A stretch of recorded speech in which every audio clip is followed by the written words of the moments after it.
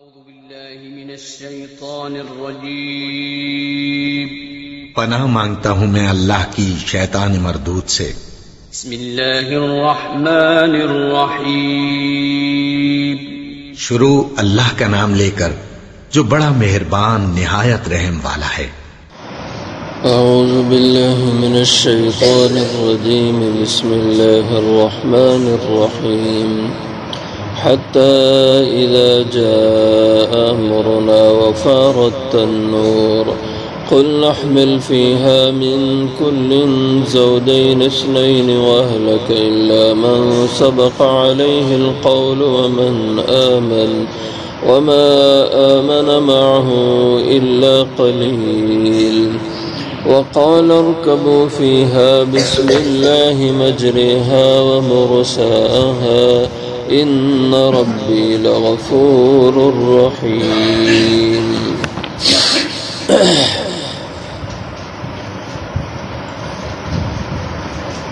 حتیٰ یہاں تک کہ اذا جاء امرنا جب آ گیا امر ہمارا، حکم ہمارا، وفارت تنور اور جوش مارا تنور نے، قلنا ہم نے کہا، احمل فیہا سوار کر اس کشتی میں، من کل زوجین اثنین ہر قسم کی چیزوں کے جوڑے جوڑے، وَأَهْلَكَ اور اپنے گھر والوں کو، إِلَّا مَنْ سَبَقَ عَلَيْهِ الْقَوْلِ مگر وہ جو کہ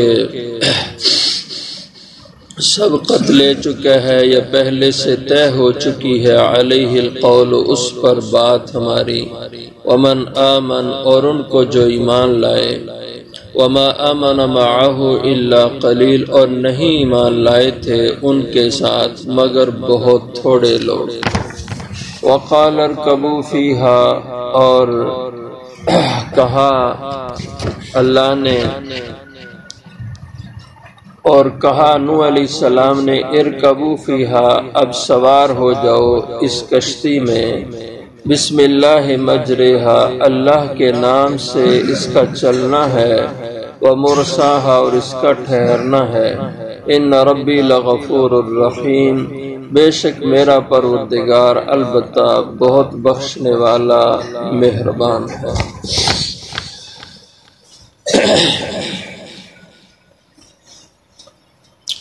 حضرت نوح علیہ السلام کا ذکر ہو رہا ہے جب آپ کی قوم ضد ہٹ درمی دشمنی کے انتہا کو پہنچ گئی تو اللہ جل شانہ نے فرمایا کہ نوح اب آپ کی قوم سے کوئی بھی ایمان نہیں لائے گا۔ تو حضرت نوح نے فرمایا کہ پھر باری تعالی لا تذر علی الارض من الکافرین دیارا اب کوئی گھر زمین پر باقی کافروں کا نہ چھوڑ، سب کو تباہ و برباد کر دے۔ تو اللہ تعالیٰ نے فرمایا کہ ہم ان پہ پانی کا عذاب بھیجیں گے، تم اس کے لیے کشتی تیار کرو اور ایمان والوں کو اس کشتی میں بٹھا لینا، تمہیں ہم یوں نجات دیں گے۔ اب کشتی تیار ہو گئی، 2 سال کم و بیش اس پہ زمانہ لگا اور کشتی کی 3 منزلیں آپ نے رکھی تھیں تو حکم اللہ کی طرف سے آیا کہ اس کے سب سے نیچے والے حصے میں سوار کرنا جو حیوانات ہیں، جانور ہیں، جن کا جوڑا جوڑا کہا گیا کہ اس میں آپ ساتھ لے لینا۔ بعض روایتوں میں آتا ہے کہ حضرت نوح علیہ السلام نے فرمایا، اے باری تعالیٰ مجھے کیسے پتہ چلے گا کہ جوڑا کیسے ہے، ہر چیز کا جوڑا جوڑا نر مادہ میں کیسے پہچانوں گا؟ تو اللہ تعالیٰ کی طرف سے حکم ہوا تو یہ حیوانات، یہ جانور آپ کے سامنے آنا شروع ہو گئے، اور اللہ نے فرمایا کہ جس پہ دایاں ہاتھ رکھو گے وہ نر ہوگا اور جس پہ بایاں ہاتھ تمہارا پڑے گا وہ مادہ ہوگا۔ تو آپ جس پہ دایاں ہاتھ رکھتے تھے تو اللہ کی طرف سے وہ جانور نر ہوتا تھا، اور بائیں ہاتھ جس پہ پڑتا تھا وہ مادہ ہوتا تھا۔ تو یوں آپ جوڑا جوڑا لے کر کے کشتی میں سوار آپ نے کیا، اور جو اوپر والا حصہ تھا دوسری منزل تھی نیچے سے، اس میں حکم دیا کہ اپنی ضروریات کا جو سامان ہے وہ اس میں محفوظ کر لو، اور جو سب سے اوپر والی منزل تھی اس میں انسان جتنے آپ کے ساتھ ایمان لائے تھے ان سب کے بارے میں کہا گیا ان کو سوار کر لینا۔ بہت بڑی کشتی تھی، جیسے کل اس کی پیمائش کا ذکر ہوا، اور فرمایا کہ جب تنور سے پانی جوش مار کے نکلے تو سمجھ لینا کہ عذاب کا آغاز ہو چکا ہے، اور اس وقت کشتی میں سب لوگوں کو بٹھا لینا۔ یہ تنور سے کیا مراد ہے؟ حتی اذا جاء امرنا وفارت التنور، تو اس میں جو مشہور تفسیر ہے وہ تو یہی ہے کہ تنور سے مراد یہ جو مشہور تنور ہے یہی سے مراد ہے، اور عربی میں اس کو بھی تنور ہی کہتے ہیں، جس کو ہم بھی تنور بولتے ہیں، عربی میں یہ تنور ہے جس میں روٹیاں پکائی جاتی ہیں، اور یہ فارسی میں بھی یہی نام ہے، اردو میں بھی یہی نام ہے، پنجابی میں بھی یہی نام ہے، پشتو میں بھی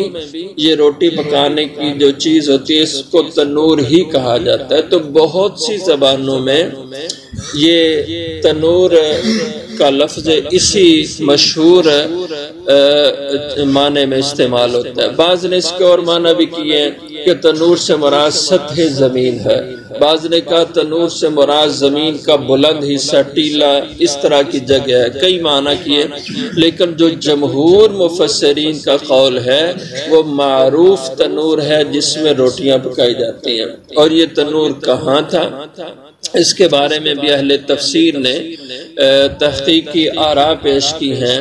اور مشہور روایت یہ ہے کہ یہ کوفہ میں ایک تنور تھا۔ ایک روایت میں ہے کہ کوفہ کی جامع مسجد میں جب باب کندہ سے داخل ہوں تو اس کے دائیں طرف میں یہ تنور تھا، اور ایک روایت میں یہ ہے کہ یہ وہ تنور تھا جس میں حضرت حوا علیہ السلام روٹیاں پکایا کرتی تھی۔ بہرحال یہ تفسیری روایات ہیں۔ تو فرمایا کہ حتی اذا جاء امرنا، یہاں تک کہ جب آ جائے ہمارا حکم ان کی ہلاکت اور ان کے لیے عذاب کا، تو اس کی علامت یہ ہوگی کہ وفارت تنور، جوش مارے گا تنور، یعنی اس تنور سے پانی سب سے پہلے ابلے گا، اور جب پانی تمہارے تنور سے، اور یہ تنور وراثتاً، جیسے میں نے کہا حضرت آدم علیہ السلام کے گھر کا تنور تھا، تو پھر وراثتاً منتقل ہوتے ہوتے حضرت نوح علیہ السلام اس کے مالک تھے، آپ کی رہائش اس جگہ تھی اور اس رہائش میں یہ تنور تھا۔ تو کہا جب تمہارے گھر کے اس تنور سے پانی جوش مارے تو پھر سمجھ لینا عذاب کی شروعات ہوگی۔ تو قلنا، ہم نے کہا احمل فیہا، سوار کر لو اس کشتی میں، من کل زوجین اثنین، ہر چیز کا جوڑا جوڑا، وَأَهْلَكَ، اور اپنے گھرانے کو بھی اس میں داخل کر لینا، اس میں سوار کر لینا۔ الا من سبق علیہ القول، مگر وہ لوگ کہ جن کے بارے میں طے ہو چکی ہے بات، یعنی کہ وہ ایمان نہیں لائے، تو ان کے لیے عذاب کا فیصلہ ہماری طرف سے طے ہو چکا، اگرچہ وہ آپ کے اہل سے ہیں۔ جیسے آپ کی بیوی تھی، وہ اگرچہ اہل میں تھی لیکن ایمان نہیں لائی تھی، آپ کا بیٹا تھا اگرچہ آپ کے اہل میں تھا لیکن ایمان نہیں لایا تھا، بیوی آپ کی اس کا نام واہلہ تھا، اور بیٹے کا نام، اصل نام اس کا جان تھا، اور لقب اس کا کنان مشہور تھا۔ اب اہل ہے لیکن ایمان نہیں لایا، اس لیے کہا ان کو سوار نہیں کرنا۔ اب دیکھیے ایمان کی طاقت کیا ہے کہ اسی کشتی میں کتا اور خنزیر بھی سوار کرنے کا حکم دیا، سانپ بچھو کو بھی ساتھ رکھا، لیکن کافر بیوی کو ساتھ نہیں رکھا، کافر بیٹے کو سوار کرنے کا حکم نہیں، اس کی اجازت نہیں ملی۔ کتے اور خنزیر کو تو کہا کہ کشتی میں سوار کر لو، لیکن جو ایمان سے خالی ہے، جس میں ایمان نہیں، اگرچہ پیغمبر کی بیوی ہے، اگرچہ پیغمبر کا بیٹا ہے لیکن اس کو اس میں سوار ہونے کی اجازت نہیں ہے۔ ومن آمن،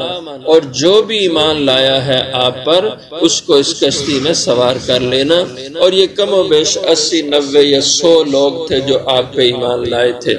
وما آمن معہ الا قلیل، اور نہیں ایمان لائے تھے آپ پر مگر بہت تھوڑے سے یہ لوگ تھے۔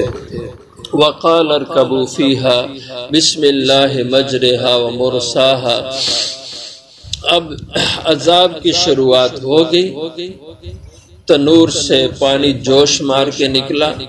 تو آپ نے کہا ارکبوا فیہا، بھئی اب سارے کے سارے آ جاؤ اور کشتی میں سوار ہو جاؤ۔ بسم اللہ مجرہا ومرساہا، اللہ کے نام سے اس کا چلنا ہے اور اس کا ٹھہرنا ہے۔ تو اس سے یہ تعلیم دی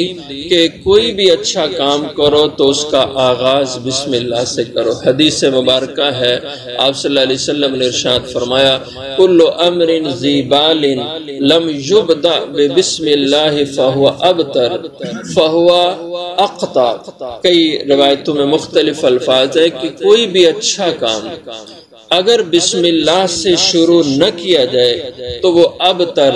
بے برکتہ ہوتا ہے۔ اقطع دوسری روایت میں لفظ ہے، وہ دم کٹا یعنی ناکام کام ہوتا ہے اگر اس کا آغاز بسم اللہ سے نہ کیا جائے۔ اس لیے کوئی بھی اچھا کام کرنے لگیں، جیسے تعلیم ہے آداب زندگی میں، آپ کھانا شروع کریں تو بسم اللہ پڑھ کے کریں، اور پینا شروع کریں تو بسم اللہ پڑھ کے، کوئی بھی اچھا کام ہے اس کا آغاز وہ بسم اللہ سے کرے۔ اسی کے ضمن میں اہل علم نے کہا، یہ جو حدیث میں فرمایا کل امر ذی بال، ہر اچھا کام، تو اگر کوئی شخص برے کام سے پہلے بسم اللہ پڑھے تو یہ گناہ ہے۔